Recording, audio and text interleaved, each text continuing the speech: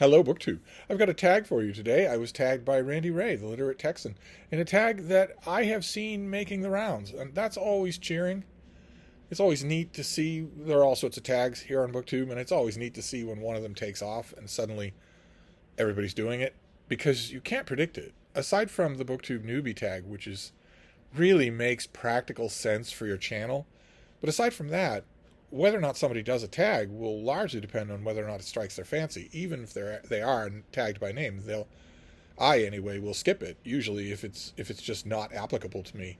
But this tag, the "I'll get around to it later" tag, has had feet. It's had legs. People have been doing it, and I have seen it. And naturally, I thought about doing it, but this is one of those BookTube tags that really doesn't apply to me. I was worried that out of the 7 or so questions, I was worried that out of those questions, I would just be saying nope, nope, nope to all of them, which is no fun for anybody to listen to.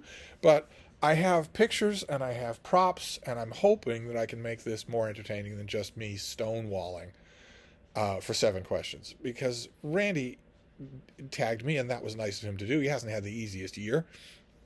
So this was created by a book blogger named Quote Unquote. I'll leave a link to the creator of the tag and also to Randy Ray's channel. And we'll just get on with the prompts, which you can guess from the title what the problem is going to be here for me, for this tag. So prompt number 1 is a classic book that you have been meaning to read forever but haven't read yet. And right away, we run aground on the problem with this tag and me. I procrastinate on a whole bunch of things. I am only human, despite many physiological evidences to the contrary. But I don't procrastinate on reading at all. I don't procrastinate on reading, and I simply do not understand how anyone could have an unread book, the same unread book, on their shelf for a month, let alone a year, let alone 10 years. In the past, when booktubers like Criminali have made read what you own challenges, I have championed them. Not because I would ever take such a challenge, but because I was hearing from all sorts of people how justified such a challenge is. That people go out, they go to a used bookstore, they get 10 books, and don't even look at them again. And years pass without reading those.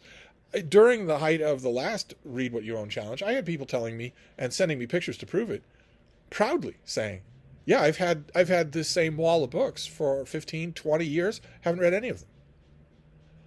I don't understand that. I don't think that has anything to do with loving books. I know it doesn't have anything to do with loving reading. That's a weird kind of hoarding/nesting behavior that I don't do at all when it comes to books. And also, there's the fact that I'm extremely familiar with classic books. I'm extremely familiar with them. They were my home ground. And then years and years, decades and decades later, they were what I taught. So the question, a classic book you haven't been meaning to read, you've been meaning to read forever but haven't read yet, my answer is none. There are none. Unless you start to play all sorts of pedantic, no true Scotsman games about what counts as a classic. And I've had people do that. I've had people say, well, this obscure astrological tract from the 1800s, it surely is a classic, you'd agree, and you haven't read it. Now, I don't agree that it's a classic, nor does anyone else.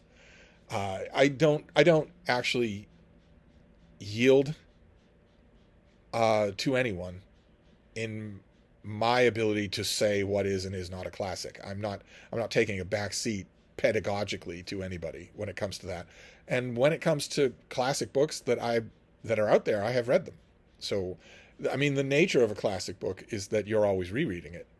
That I'd cop to, definitely. I reread classics all the time. But for the prompt itself, I see people holding up War and Peace, or the Brothers Karamazov, or Randy Ray holds up the Count of Monte Cristo. And I'm sorry, I don't have any omissions along those lines. So we'll just move on to prompt number 2. A book on your shelf you haven't read yet. For me,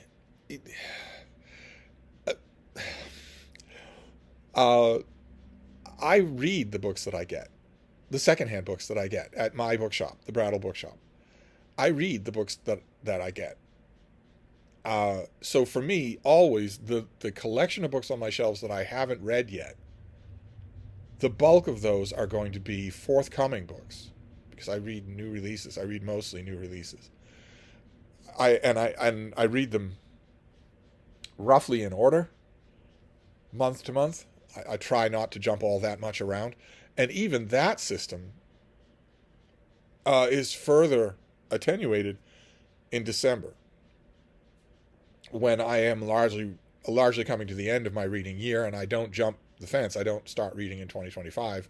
So, I like, for instance, books on my shelves that I haven't read yet. I showed you this, Ron Chernow's big biography of Mark Twain. I haven't read that yet. There's this thing coming out in April. Darrell Campbell's book, Fatal Abstraction, Why the Managerial Class Loses Control of Software.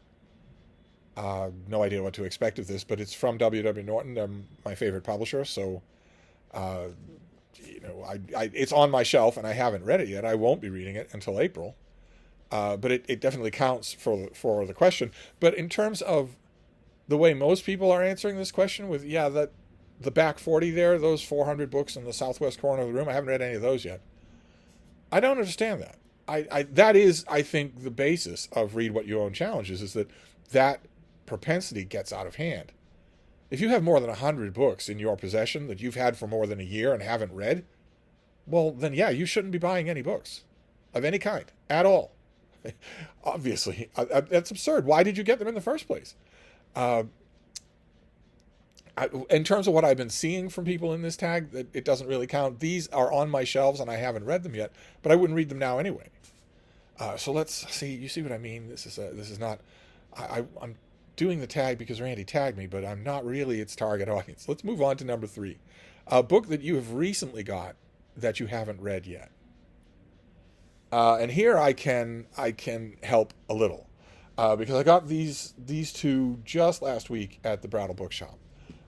Like, for instance, there's this thing by Richard Western and Tom Dunlop, The Vineyard Gazette Reader. The Vineyard Gazette is a newspaper printed on Martha's Vineyard off the coast of Massachusetts. And this is the second Vineyard Gazette Reader. This one starts, I think, in 1970 and goes to the early 1990s. There was one before that I would love to find in the wild. I would love to find a copy of that. I've read the earlier one, but I haven't read this one. So this is a book I recently got that I haven't read yet. It's a little bit of a fudge because I probably have read a lot of the contents in this thing over the years. I probably have, but there are probably a lot of contents in here that I haven't read. But typically speaking, you read the Gazette when you're on the vineyard. And I haven't been on the vineyard in a long time. Probably I will never be on the vineyard again in person. The resonance here is that I write for the Vineyard Gazette, and never thought I would. So that's an extra treat. I would have loved it if at the Brattle I had found both Vineyard Gazette readers, but this one is the one of the two that I haven't read, so that counts. And then I found this thing, The Presence of Grace. This is a collection of book reviews by the great writer Flannery O'Connor. But they're very Catholic book reviews. They're from what I've seen in this thing. I just glanced at it. I haven't actually. I'm going to sit down and read it from front to back. From what I've seen, almost all the books that are reviewed in here are Catholic works, and reviewed through a Catholic lens. That's not a deal breaker at all. It does mean that probably one of the little oddities, maybe a little frustration that people tend to have when they read collected book reviews, will be very much present for me in reading this book where it usually isn't. And that frustration is that although you're enjoying reading the book review, you haven't read the book. You show me a big collection of, I don't know, John Updike reviews or something like that, I will have read almost all the books that he's talking about. But these? Specialist Paraclete Press? No, I will not have read any of these, or not most of them. But in a way, I kind of like that, because that allows me to concentrate on the reviewer's style, on what the reviewer is doing. As I've said many, many times on this channel, a book review is not just an auto parts summary. it's a kind of writing on its own, or it should be. If you're writing a boring book review, you're a bad writer. It's not that the book is boring. And I already know what I think about Flannery O'Connor's writing style. So it was neat to find this. This is something that I just never ever see, it'll be a weird addition to the whole wall of books that I have of collected book reviews. So there you go. Those are books that I recently got that I haven't read yet. Now there are a couple of others here that I want to show you that fit that bill. Or is there one other maybe? Yeah, there's one other, an ebook from 10 years ago that I got from one of those ebook deal of the day websites, but I haven't read it yet. It's by Courtney Hines, and it's called The Six Train to Wisconsin. This is an indie published book. This is a very good cover, very good title design, very good placing, very good. Notice how much less effective this cover would be if the author had not chosen that palette. Everything is washed over in a slightly washed out orange palette that really makes the whole illustration pop in a way that it wouldn't if it were just normal true tone colors. All sorts of little details that I very much appreciate.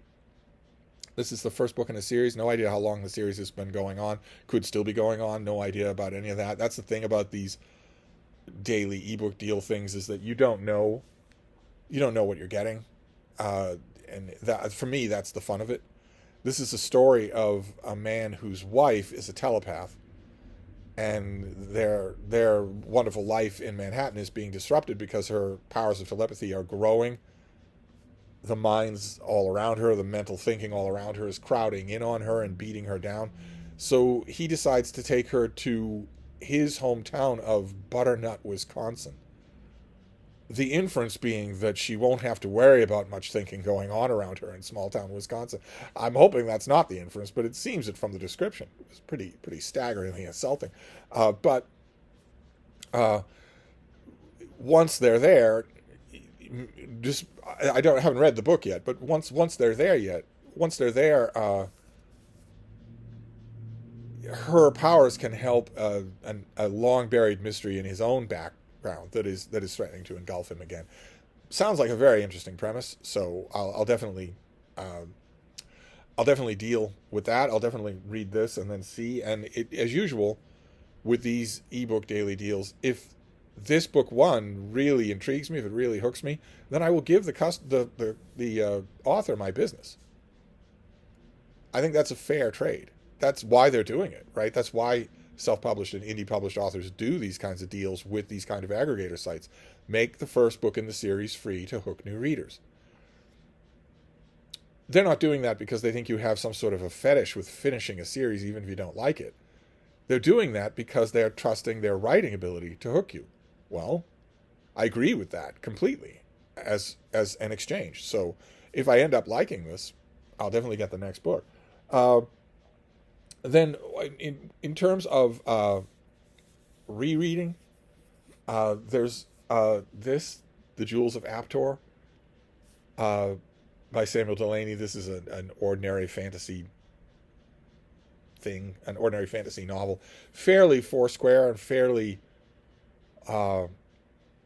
predictable, except that Samuel Delany never wrote anything like that. He can infuse even the most hackneyed premise with at least glimmerings of brilliance, and I'll definitely take that in this. I haven't read this since the 70s, so that's a long time to wait between rereads.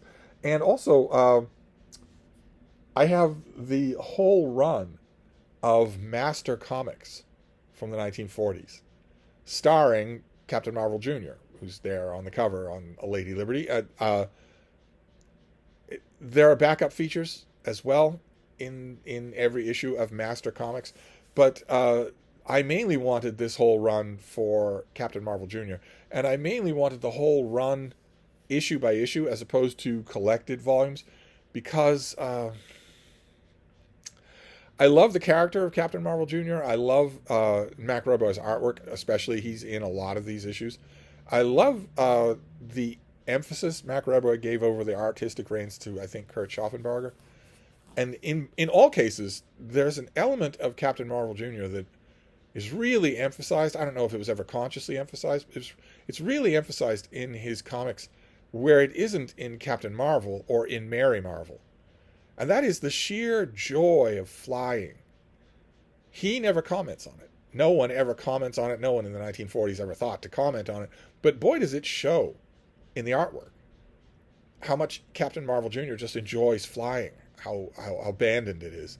But the reason I wanted these issue by issue is a little bit dicey.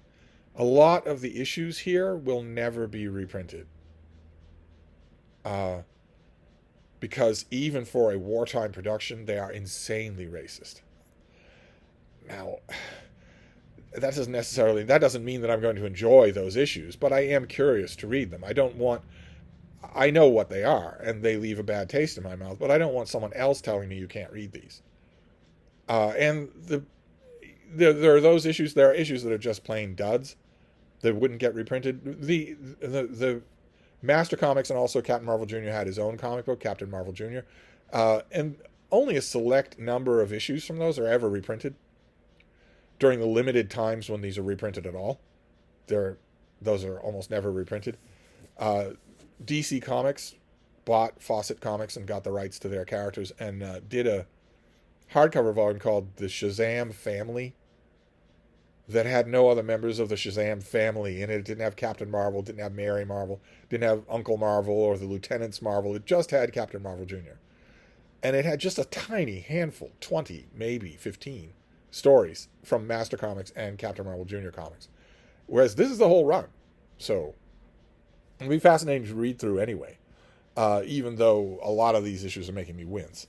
But anyway, let's see here. Question number 4, a book you had forever and haven't read yet. We're right back to non-responsive territory. I know we're all different types here on BookTube. We're all kinds of different readers and whatnot, but I just don't do reading like that. I don't get a book and have it forever. None. Book number 5, a book a friend recommended that you haven't read yet. I have one particular friend who has very vocally recommended a book, his own book, and I will read it. But I'm going to wait. It's gone through proofs. It's gone through galleys. He got a major publisher for it. The world will see it, and when the world sees it, so will I. But in terms of you should recommend, you should really read this, I really recommend it. I occasionally get emails like that from people who are brand new to my channel who think, it'd be a great idea to recommend Lucans Pharsalia to this guy because he seems fairly well read and I want to help him along on his reading journey. And I never know what to say to such people. I know that probably those emails are coming from a good place, but it's also a staggeringly condescending place. And I don't want to make enemies. I don't want to snark back at somebody. I don't want to write back and say, when you look at my videos, what are you actually seeing? I know I describe myself as a raven-haired, snub-nosed 28-year-old with 8-pack abs, but is that what you're actually seeing? Are you seeing someone in these videos with whom you should take the tone that is in this email? I don't think you are. I don't think you are seeing that. Those emails, those kinds of a friend has recommended, I just ignore. I politely ignore them. You don't get a response. If you're going to say, I've watched a lot of your videos, I think you got a lot of promise as a reader. Ever tried reading Caesar's commentaries? I'm just going to ignore you. And therefore, I'm going to pass on from this question. Question number 6, a book you're procrastinating on. See, this is why I was watching this tag prosper, but not intending to do it myself. So many of these questions don't apply. Why would I procrastinate on a book that I want to read? Why would I do that? Why would I do that? I can't think of a reason why I would do that. What is it, video games? I do nothing but read. So I don't have an answer to this question. There are no books that I'm procrastinating on. And then question number 7, the next book on your TBR. That would be this thing. Doesn't have a dust jacket. It's this. John Addington Symonds' biography of Boccaccio. Tiny little thing from a century ago. that I will be reading mostly for the author's eloquence. I love this author. I have all of his literary studies and could stand for a lot more of his writings. There was a gigantic collection of his letters that I would love to find. About every decade, I see them at the Brattle, and usually pass on them. The next time, I think I will grab that set if I see it. But I'm doing this not only because it's been forever since I read this, but also because there's a new biography of Boccaccio being translated into English in the new year. So I've got a few books on Boccaccio here. I might as well start with the one I know I'm going to love. And then, aside from that, that's the next book on my TBR. That'll be this afternoon. And this is 25 minutes reading. So it'll be longer than that. It'll be 45 minutes reading because I'll be annotating it. But after that, ordinarily I could tell you to a fairly well. I could tell you with scientific calipers. But I am largely at the end of my prescribed reading for 2025. So who knows what it is? Who knows what it could be? Just the other day at the Brattle, I found not one, not two, but three biographies of Anthony Trollope. I've read all three of them before, but it's been a long time since I read the latest of the three. I could do that. I could definitely do that. What else? I found Graven with Diamonds. Is it Nicola Schulman, her biography of Thomas Wyatt? I've got Thomas Wyatt on the brain because I just recently reread The Mirror and the Light by Hilary Mantel, where he shows up as a character. So, and I remember Graven with Diamonds being good, but the more I think about it, the more I call up passages in the mind, the more I think that it might have been really good. I mean, well worth a studious reread. And it's a pretty trade paperback with deckled edges and French flaps and whatnot. Also, coming up soon, I don't know exactly when, would be that new translation of Dante's Divine Comedy. I've already read it, and I enjoyed it, but I need to read it again, really bear down on it before the end of the year. But that new Divine Comedy and a couple of other books will be the last new things that I read this year. So I don't really know. I know that this Boccaccio book will be next, but after that, no idea. So that's it, aside from the final prompt, which is to tag people. But like I say, this tag has been making the rounds. So I imagine a lot of people have done it. If you're watching this and you haven't done it and you have a BookTube channel, then definitely do it. I would love to hear about it. And I'm sorry that my own answers were so non-responsive. But honestly, it's common as dirt, this habit that so many of the rest of you have. It's the reason why there are Read What You Own challenges. This habit that so many of you have to go out to a new or a used bookstore, get a bunch of books, and then ignore them. That I do not understand. I just don't understand it. As you know, if you've watched any of my library tours on this channel, remember the first time I did a library tour must be 8 years ago. Video after video after video after video talking about all the books. And I remember the first time somebody left a comment saying, I'm really enjoying this library tour, but one thing I'm noticing is that unlike every other library tour that I've ever watched, you've read all the books in your library. What about all the books that you have in your library that you haven't read yet? And that was one of my first times that I was made aware of the fact that this is a major difference. So this tag is clearly meant for other people, not for me. But I'm hoping that I made it at least marginally entertaining. So I'm gonna wrap this up with thanks to Randy for the tag, and I'll be back. Thank you, BookTube.